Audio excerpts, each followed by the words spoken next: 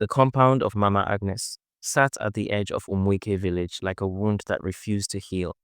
Four huts arranged in a half moon, each belonging to one of her sons, Chukudi, Emeka, Obiora, and the youngest, Namdi.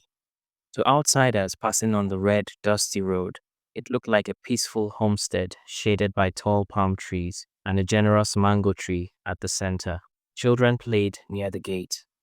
Smoke curled from cooking fires each evening. It looked like a home. But the women inside those walls knew better. Mama Agnes had buried her husband 15 years ago, and on the very day they lowered him into the ground, something shifted behind her eyes. The grief that should have softened her instead hardened into something cold and calculating.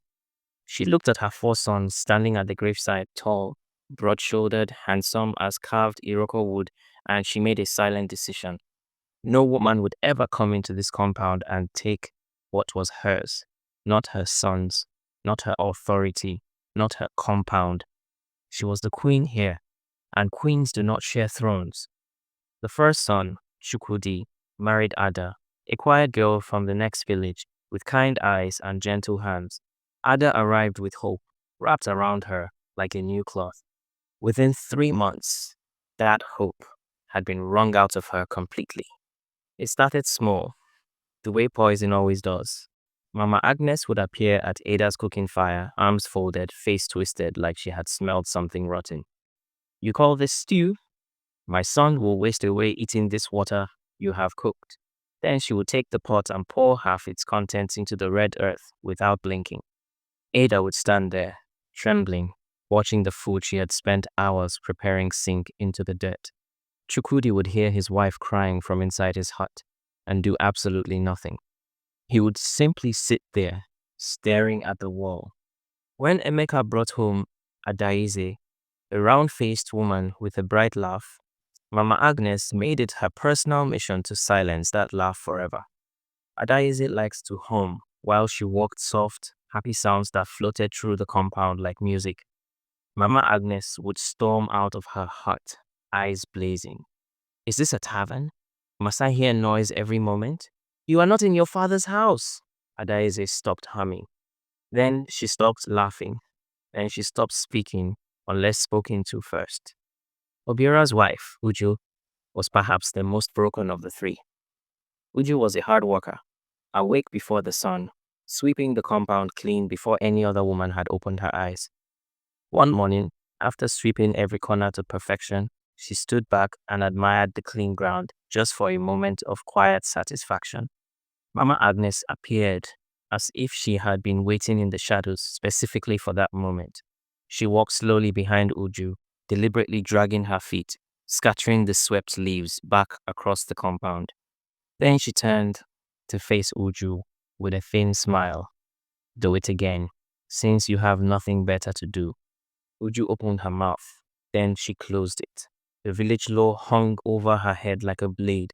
A woman who abandoned her marriage would be seized and dragged to the evil forest at the edge of town, that dark and suffocating place where forbidden things were thrown and never seen again.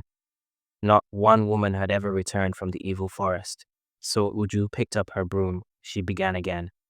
The three wives had developed a secret language between themselves, glances exchanged over cooking pots, fingers briefly touching during water fetching, the shared silence of women who suffer together. They cried quietly in the dark, pressed their faces into their wrappers so their husbands would not hear. Their husbands who heard anyway and still did nothing.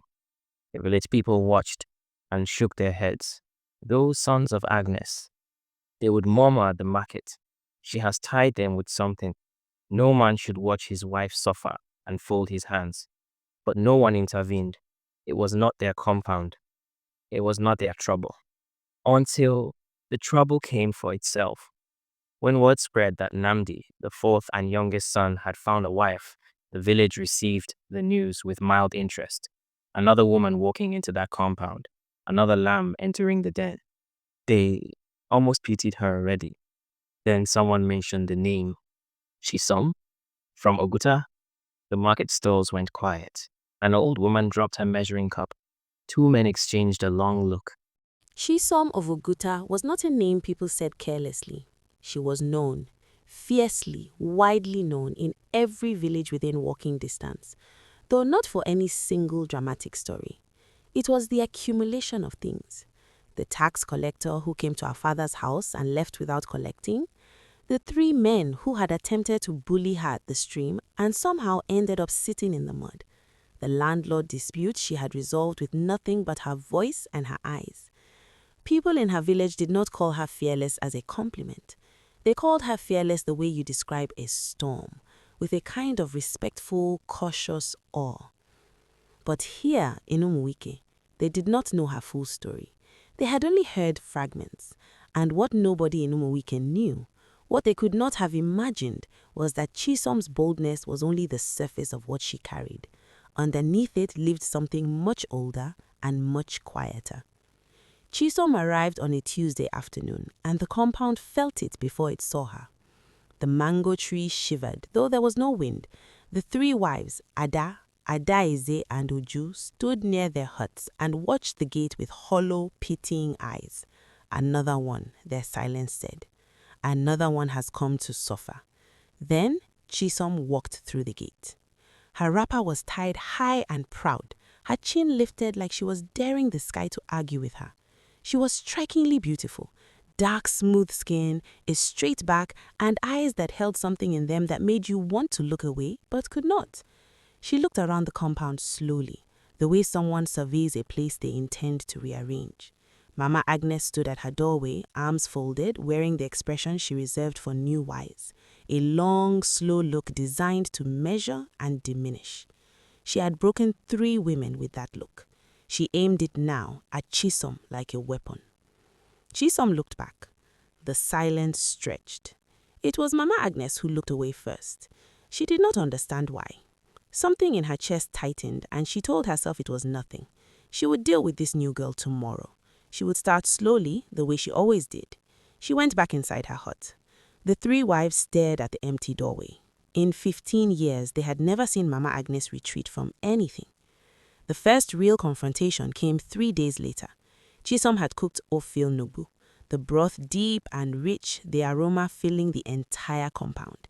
She was ladling it into a clay pot when Mama Agnes appeared, as she always did, materializing from nowhere like bad weather. She snatched the wooden spoon without a word and tasted the soup with her signature theatrical grimace. "This is not how my son likes his food. Too much crayfish. Start again." The compound held its breath. Ada pressed herself against the wall of her hut. Adaize grabbed Uju's hand. Even the birds seemed to stop. Chisom set down her ladle, slowly, deliberately. "Mama?" Her voice was quiet, almost gentle, but it filled every corner of the compound like water fills a room. "Touch my pot again, and you will not enjoy what follows." Mama Agnes's eyes went wide. Her mouth opened.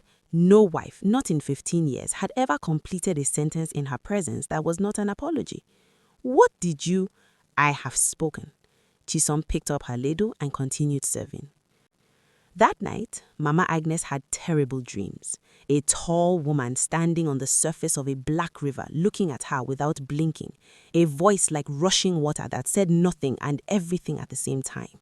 She woke at midnight, her wappa soaked through, her heart knocking against her ribs like something trying to escape. In the weeks that followed, things in the compound began to change in ways that could not be explained. When Mama Agnes screamed at Ada, she lost her voice for 4 days. She told the village it was a cold. When she deliberately knocked over Uju's water pot, her most prized ceramic bowl fell from its shelf in the dead of night and shattered into dust. When she cornered Adaize with her cruelest words yet, she slipped on dry ground and sat hard in the red earth while all 4 of her sons watched from a distance. Nobody laughed, but the 3 wives turned their faces slowly away and their shoulders shook with something that had been locked inside them for a long time. Mama Agnes went to the old woman at the back of the market, the one who knew things most people preferred not to know. The old woman listened carefully. Then she exhaled long and slow, like someone who had been expecting this conversation for years. "That girl your son brought from Oguta," she leaned forward and dropped her voice to almost nothing. "Her grandmother walked with Ogude. The river runs in her blood, and the river does not forget." She sat back and folded her hands. You have been fighting a woman, my daughter, but she is not only a woman. Mama Agnes walked home in silence. The compound gate had never felt so heavy. She could hear Mama Agnes inside, laughing with Ada, Adaize, and Uju, a warm, full sound that bounced off the compound walls and settled in the air like it had always lived there and was simply returning home. Mama Agnes stood at her doorway for a long moment, the queen surveying a kingdom that had quietly, without war or noise, changed hands. Then Mama Agnes went inside her hut and closed the door behind her. The compound of Umuwike had a new power. It cooked its soup exactly as it pleased. It laughed when it wanted to, it rested when it was tired. And the river, somewhere far away, moved on without a hurry, the way things do when they have already won.